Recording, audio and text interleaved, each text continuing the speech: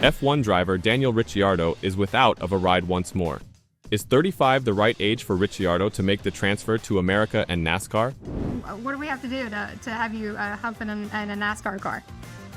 Yeah, I would love to try. You know, I got out to Texas Motor Speedway in 2017. Go get him, man. Hell yeah. Thanks, buddy. What do you think about all this? I love it. Amazing. You owe me one. The driver has already indicated interest, which has only increased after his latest comments during the Singapore Grand Prix. Daniel Ricciardo is a talented and popular driver. From Australia, Ricciardo could continue the Aussie-Kiwi invasion that has been going on since Shane Van Gisbergen arrived in the United States.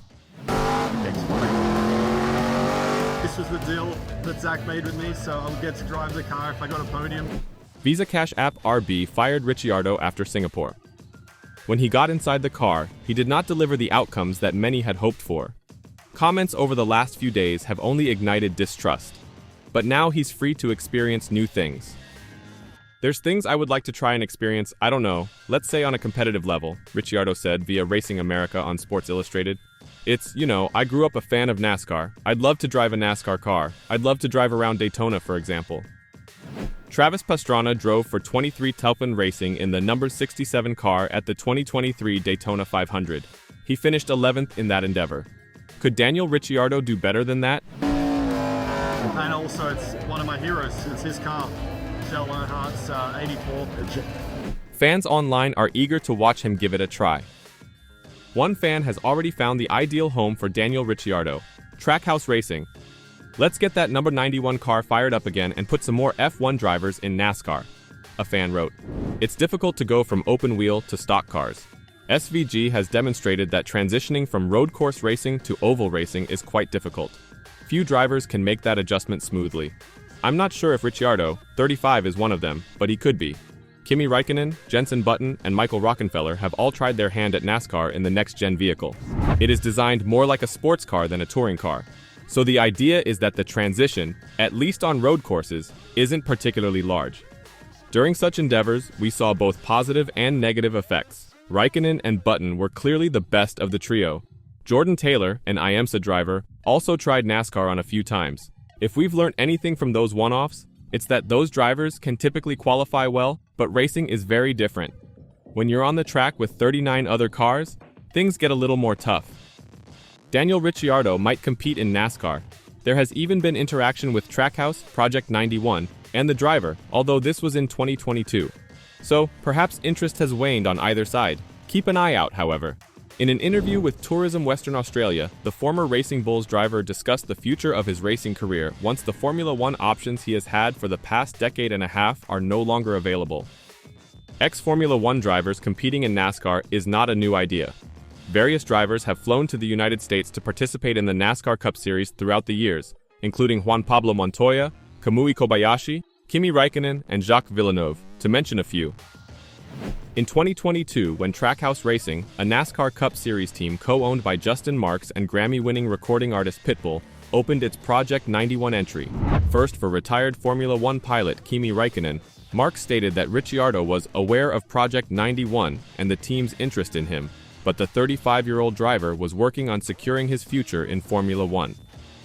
A few months later, Adam Stern of Sports Business Journal stated that Ricciardo would not be performing a one-off in NASCAR in 2023, but would instead focus on expanding his brand in the United States, a market that Formula One has recently targeted. Would I like to compete? Yes and no, Ricciardo said, but I also know that it's not what I grew up doing, and I would probably get smoked, so I don't know if I need that, but I would love to experience it. It remains to be seen whether Ricciardo will make it to NASCAR, but his presence would match an increase in fans from Australia and New Zealand as a result of Shane Van Gisbergen's global move to pursue NASCAR full-time, bringing along some Australian buddies for various one-off appearances. However, the issue is whether now is the correct time to step in. Could it be a one-time opportunity or a full-time position? Who knows? But if the previous race taught us anything, it's that you have to be really good to win right now, as domination like we've never seen before is unfolding in front of our very eyes. Kyle Larson dominated the Base Pro Shops night race at Bristol Motor Speedway on Saturday night, leading 462 of the 500 laps and winning by more than 7 seconds over Chase Elliott in second place. So, is it simply a matter of one driver and team doing so well that they can be so dominating for a single race? Or is it simply a case of poor racing caused by a variety of factors? There have been numerous instances in NASCAR where a single vehicle decimated the field. In possibly the most infamous incident, Jeff Burton led all 300 laps at New Hampshire Motor Speedway in 2000, after NASCAR implemented restrictor plates following 2 tragic accidents at the 1-mile circuit. However, there have been additional cases in recent years. In 2019, Martin Truex Jr. won after leading 464 laps at Martinsville Speedway. That same driver won the Coca-Cola 600 at Charlotte Motor Speedway in 2016, leading 392 of 400 laps. Kyle Busch led 377 of 400 laps at Charlotte, 1 year after Truex did the same. So Larson was not the first driver to lead a large number of circuits in a single event. Such supremacy is not new in motorsports. Cale Yarborough led all 500 laps in a NASCAR race at Bristol in 1973. The Hall of Famer was so dominating that day, he lapped the whole field. Sometimes things simply happen that way. However, in this day of competitive equality, many racing fans feel it should not. NASCAR's Next Gen, or Gen 7 racing car, was created with the goal of ensuring a level playing field for all drivers and teams by employing virtually the same components. Almost everyone is driving the same automobile. Driving the same automobile keeps everyone at roughly the same pace. While this may appear to be a more competitive environment, it is not if competitive means passing each other several times throughout a race. Instead, no one can gain an advantage over the car ahead since their lap timings will be nearly equal, especially when the feared dirty air is present. Aside from the driver performing his job, all it takes for one car to gain out front and stay out front is to locate that one minor advantage that will propel a car to the lead. In NASCAR, the edge may come from making exceptional pit stops or getting the air pressure just perfect, while the others are 0.1% off, or even getting a break from cloud cover during a qualifying run. Of course, track preparation is a crucial factor in determining the sort of racing to be seen.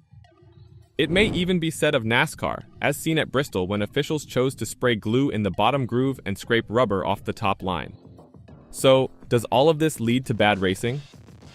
Beauty is mostly subjective. Kyle Larson fans will likely be pleased with how the race unfolded. Labeling those incidents as bad racing and then attempting to remedy them frequently results in more of the same. All of the excitement around the Bristol night race comes only a few months after what many termed the best Bristol race they had ever seen. But whether Ricciardo can compete with this remains to be seen. What are your thoughts? Will Trackhouse attempt one more time to get Ricciardo inside their car? Even if it's just one time? Would you like to see this happen? Let me know your opinions in the comments section below.